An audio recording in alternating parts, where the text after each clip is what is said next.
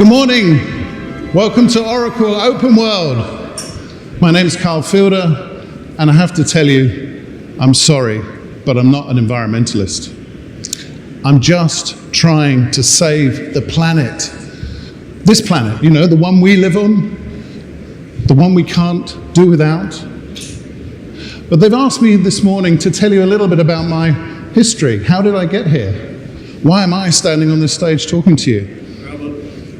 Well, one of the things I have to tell you is this is where I grew up.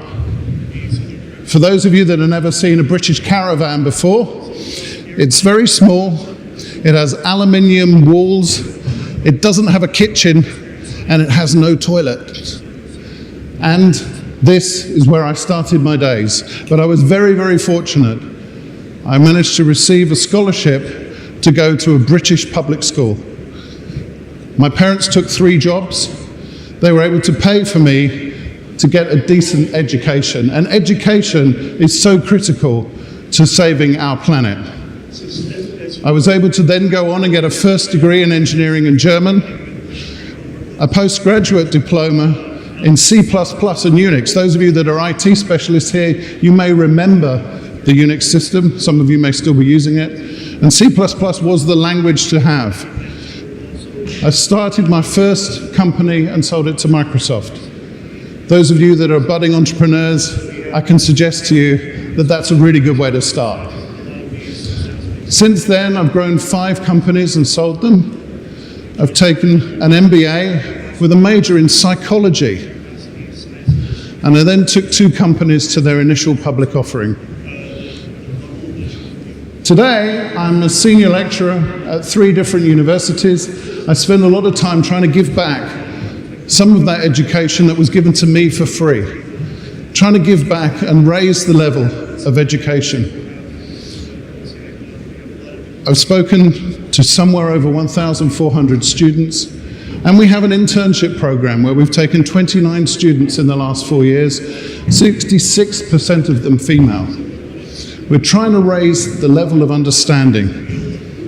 But one of the things that I can do today, this morning, is to share with you what I think I've learned about starting, running, and growing businesses. The key thing is the people. You have to have the right people in order to be able to grow your business. You need to have responsibility for your position. If you're employing those people, clearly you're responsible for their mortgage, for their family, for their schooling, for their education. You absolutely have to have innovation. I'll talk a lot more about that later. You need to get to the point of decision. Decisions are what I call the heartbeat of this business. If the leader is making decisions, things are moving forwards. If you make the wrong decision, go and make another decision. Don't be scared. And then finally, you have to execute. This morning I wanted to tell you that I've learned all of these things through my growth as a businessman. But I also wanted to tell you that I learned a lot of this from Douglas Einen. Douglas has been my mentor for the last 25 years, and sadly he died Friday last week. In his honor, I want to tell you what else I've learned. The people. People are critical in any business. Many of us will have seen things like this. This is the chart from the United Nations. It tells us that the number of people in our world, the number of people on this planet is growing, and growing exponentially.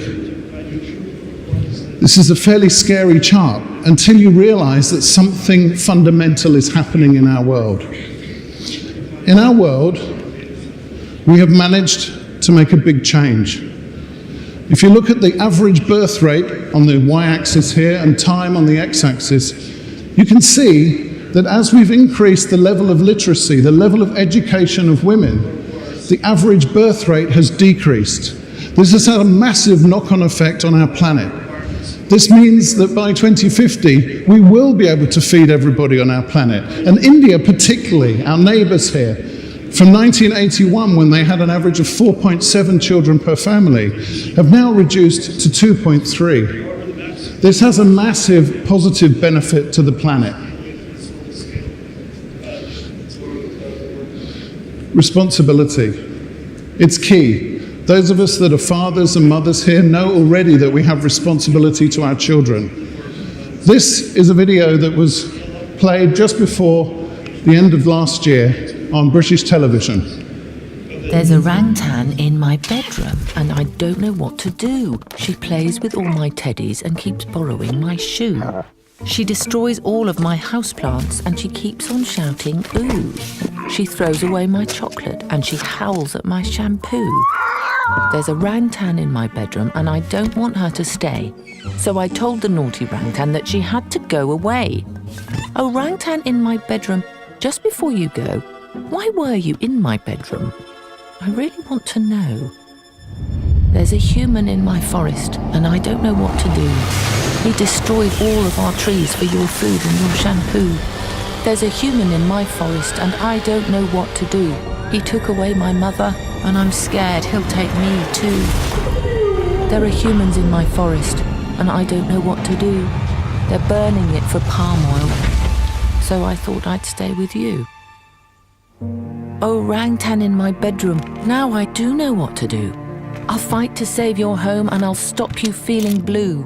I'll share your story far and wide so others can fight too. Orangutan in my bedroom, I swear it on the stars. The future's not yet written, but I'll make sure it is ours. Now, the key thing about that presentation is that we're trying to save orangutans. It's misleading. We have a responsibility to communicate accurate information. 8% of the rainforest deforestation is actually caused by palm plantations. The majority is caused by chopping down trees for logs. Just a little bit of chemistry lesson for those of you that didn't have the benefit of the education. Plants and trees photosynthesize. They take carbon dioxide out of the air. Using sunlight as an energy source, they split the carbon and the oxygen. The oxygen floats back into the air and we breathe it. The carbon gets sequestered, it gets stored in the tree trunks. So photosynthesis is a really good way of reducing carbon dioxide levels on our planet. When you chop the tree down, the carbon is released. It combines with that oxygen from the environment and it forms carbon monoxide and carbon dioxide. That causes global warming. Chopping trees down is a bad thing. Eating palm oil with over 65% saturated fat is very bad for your heart. But orangutans, well, I would say that for the first time, as a committed capitalist, quoting Friedrich Engels is something a bit unusual for me. But I would tell you that we have to think about all we can eat, drink, and having shelter before we start thinking about these esoteric things about saving orangutans. Why? Because according to the Indonesian Palm Association, more than 50 million people depend on palm for their industry, for their livelihoods, to feed their children, to feed their families. So we've got a choice on one hand, save a few orangutans. On the other hand, are we going to save the livelihoods of 50 million people? In case you were wondering why my title of my speech is I'm not an environmentalist, it's because I can't solve those problems. I don't know how to deal with the choice between orangutans, which are quite cute, and 50 million Indonesians who need to have their living. What I can tell you about is innovation, something that I've spent my entire career doing. I was very privileged to win a prize of working with one of the world's largest and leading logistics companies. DHL, which is owned by Deutsche Post, has lots and lots of trucks. It also has a few aircraft. It also has a few trucks and a few aircraft, and it has a few more trucks, and it has some smaller aircraft. And in fact, as a business of more than 520,000 people, it has 200,000 trucks, 13,500 buildings, and 423 aircraft. And my challenge from John Allen, the CEO, was to work out what is the carbon footprint, what's it going to be in 20 years' time, and what can we do about it? This was quite a big challenge. They're present in every country in the world, and they have this fabulous carbon footprint. And their CSR department had come up with a creative solution. We're going to make sure everybody cycles to deliver our stuff.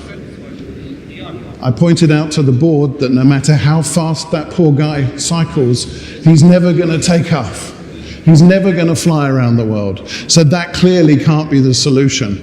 But first of all, let's work out what's the problem? What's the size of the issue?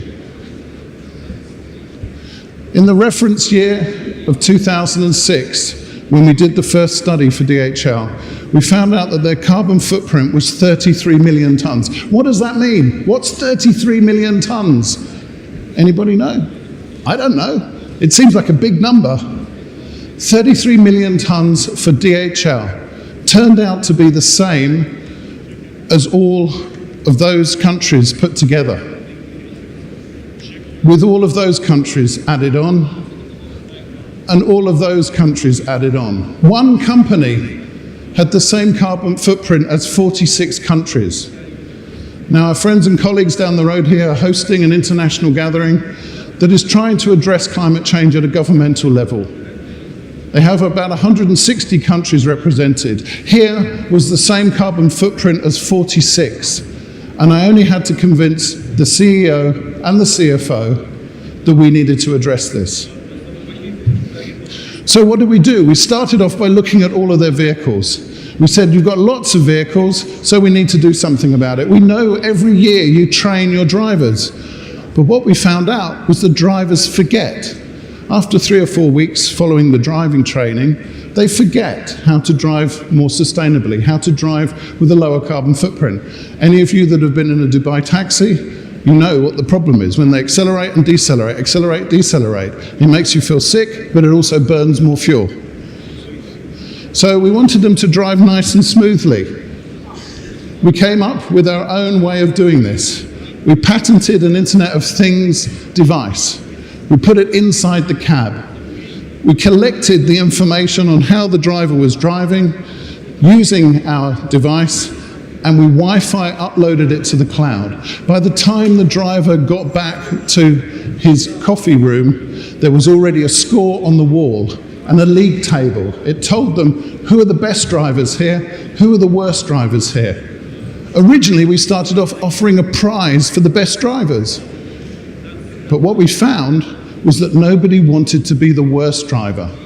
Because this was done in the UK and Germany, the reason they didn't want to be the worst driver was because at the end of the week they had to buy the beers. Now, that may not work here, but certainly nobody likes being seen as bad.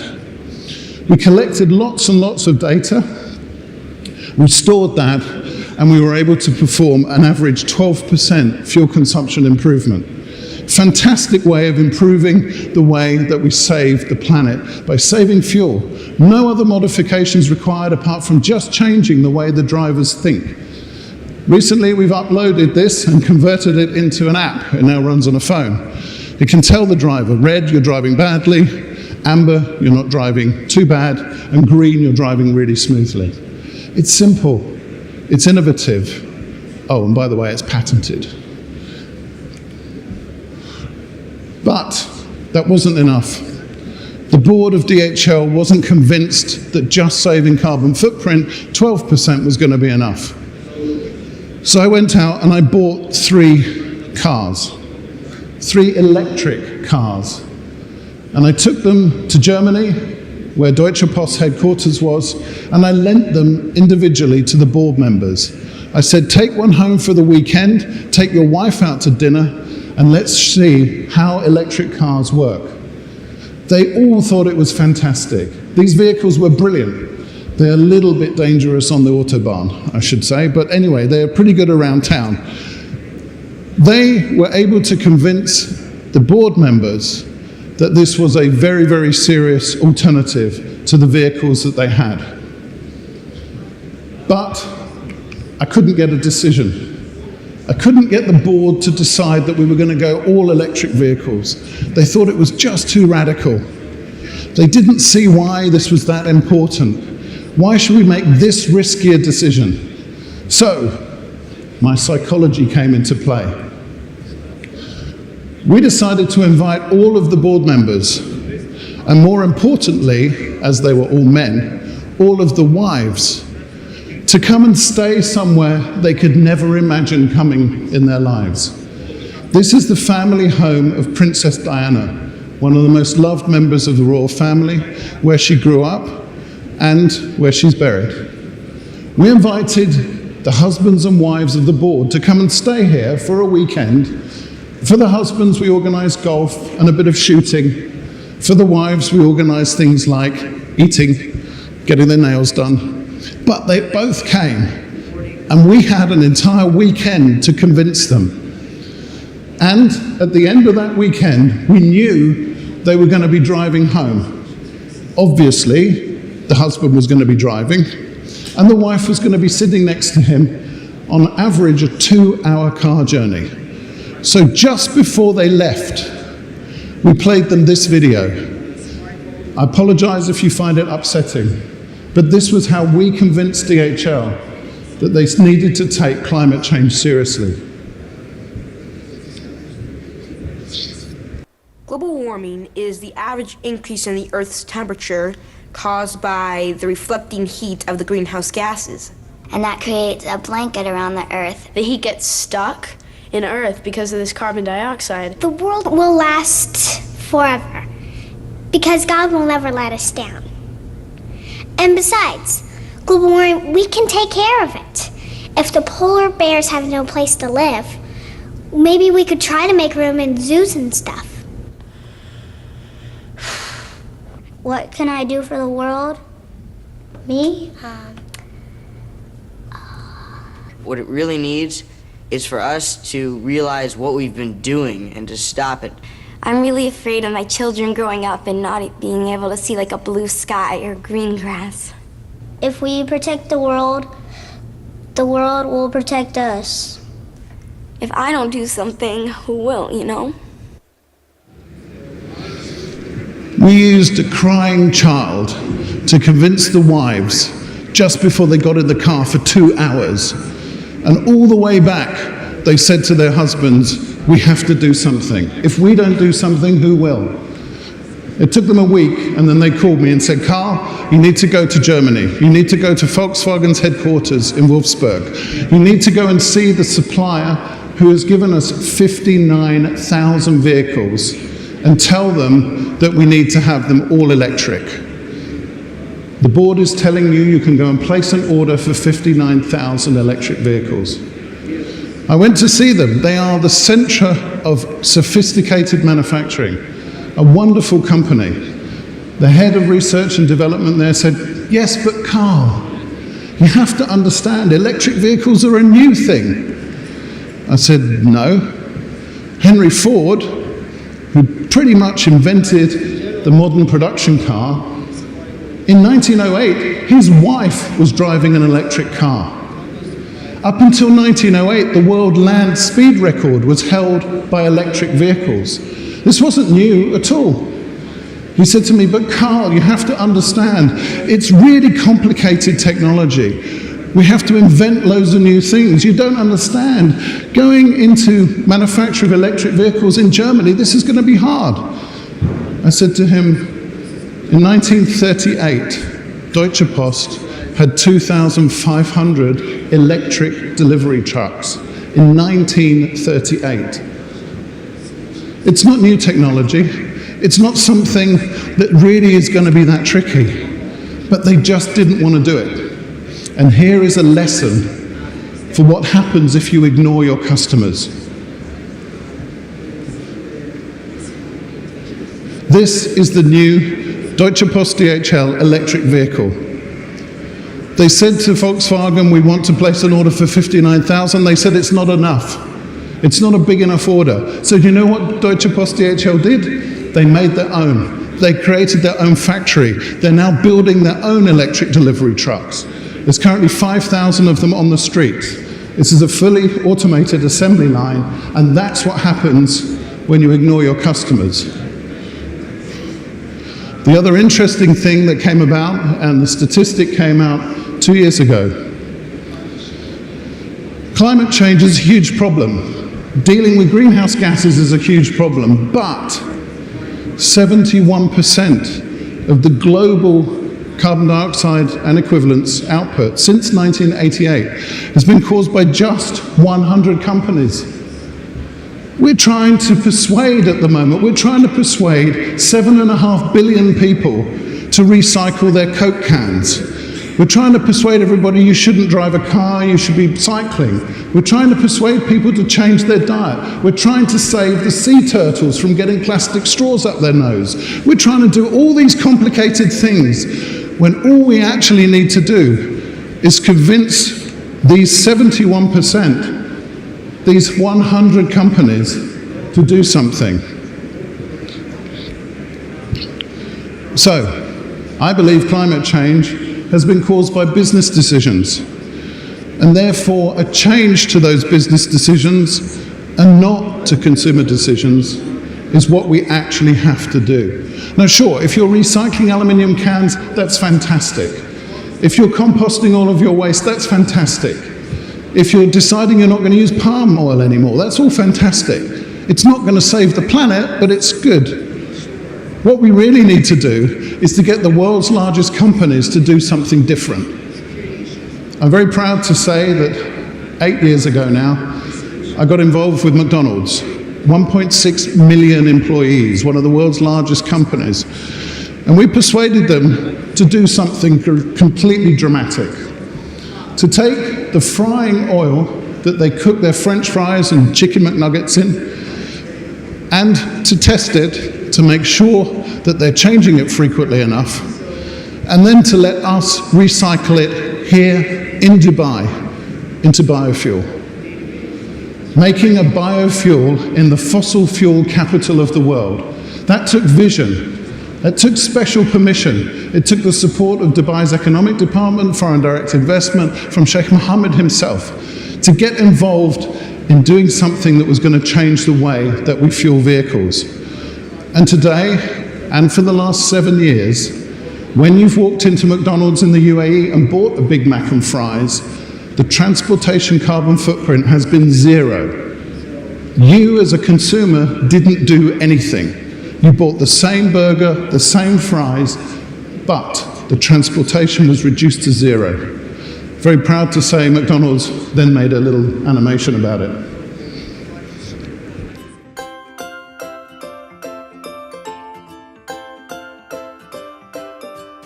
We are always looking for ways to reduce our carbon footprint and our impact on the communities in which we live and work.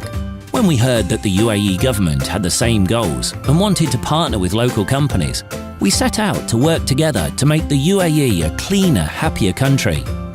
After extensive research and reviewing our recycling processes and ideas from other countries, we asked ourselves, how can we do even better? That's when we met Neutral Fuels, a company which converts used vegetable cooking oil into biodiesel.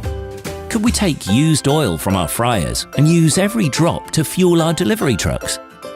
Then we wanted to take advantage of McDonald's existing production and delivery systems to create an environmentally friendly and economical solution. To optimize our carbon footprint savings, we went even further, creating a highly efficient closed-loop system.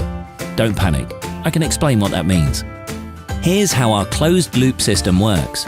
Firstly, when we deliver food, packaging and other goods to a local McDonald's restaurant, we bring a specially designed recyclable empty oil container which stores used oil safely and cleanly. When our delivery truck arrives at the restaurant, we swap this empty oil container for the restaurant's full used oil container. We do this at every restaurant on our circuit, and then we deliver the containers full of used vegetable oil to the Neutral Fuels biorefinery, which is conveniently located close to our distribution centre. The used oil containers are then offloaded before the delivery truck is refueled with the pure biodiesel made from previous deliveries. What we have achieved. McDonald's UAE exclusively uses 100% recycled used cooking oil to fuel its entire fleet of trucks. Our ultimate partnership prize was when the Dubai Road and Transportation Authority, RTA, gave McDonald's UAE and Neutral Fuels jointly the prestigious Dubai Award for Sustainable Transport in the Environmental Protection category. we are proud to say that we are the first food company ever to win the award. We continue to look forward to finding even more ways to reduce our carbon footprint in the Middle East, fulfilling our commitment to discovering other ways we can give back to the community and environment for years to come. So that was a fantastic project. It took real courage and decision-making by McDonald's in order to adopt biofuel across its whole fleet. But what we then needed to do was to execute this wider, to take the knowledge and learning that we've learned from McDonald's, to take this out to a broader community. So we've executed this now for Del Monte and for some of the construction projects for Big Bus, for Nestle, and into the Expo project. We've also expanded the technology involved. We're using an app in order to track the delivery of the oil. We're using a cloud-based service system connected to Internet of Things sensors to monitor where our vehicles are, what they're delivering, digital distribution of the fuel, monitoring where our mini filling stations are and how much fuel is in them, so that we don't send a delivery tanker when the tank is already full. We only send the delivery tanker when it's empty. It automatically, through our portal, notifies us you need to dispatch a new tanker. That way we optimize and save money. That way we're able to reduce fuel consumption, because for all of our customers, we produce an output report every month in Excel. We tell them which vehicles are really bad, which drivers are driving badly, and which ones are driving properly. Using technology to reduce carbon footprint, and doing it all with a low carbon fuel. That's what we mean by project execution. We've been very fortunate to win a lot of awards for what we've done, and I'm proud to say that this year we've been nominated as Game Changer of the Year.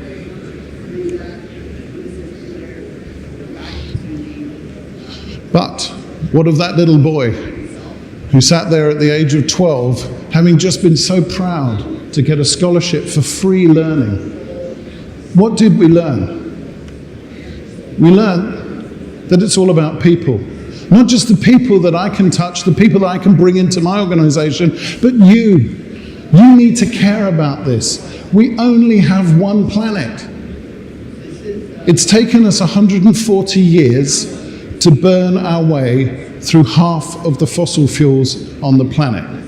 It took 300 million years to put them there.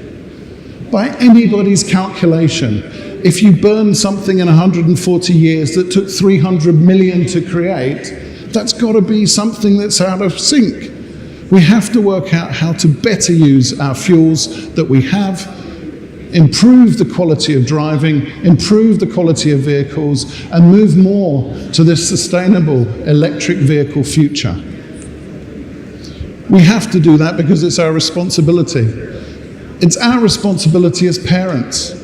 We did this to the planet during our watch, while we were here. Our children and their children need us to take action now. We need to innovate. We need to fund innovation. We need to stop funding crazy things. Last week I had somebody say to me, I want to write an app for hailing a helicopter. He wanted me to invest into his project. I said, there's no way. If I have any money to invest, it's all going into sustainable solutions. We have to make that decision between all of us. And when we've finished thinking responsibly, we have to then execute.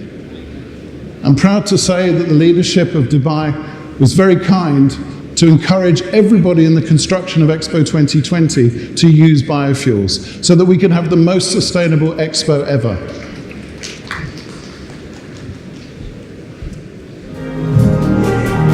I'm an engineer originally, and then decided 10 years ago that we needed to do something to save the planet so that we will have a better place to be for the next generation after we're all gone. We knew that Dubai was angling as a very sustainable expo, committed to using 20% biofuel in all of the construction for the expo project, and we make a biodiesel that can be used in generators and in earth-moving equipment. And we thought that this would provide an opportunity for our business to provide a way of fueling and building that great project using a more clean green fuel. You have to realise that Expo is being built by small, medium and large companies working together. After we started supplying Expo, last year we were able to double our turnover, and certainly for the next couple of years we see continued growth as a result of being associated with Expo. Being able to supply clean green fuel is something that makes me, my family, my kids, even my parents proud. To other small companies, I've got one simple message: go for it.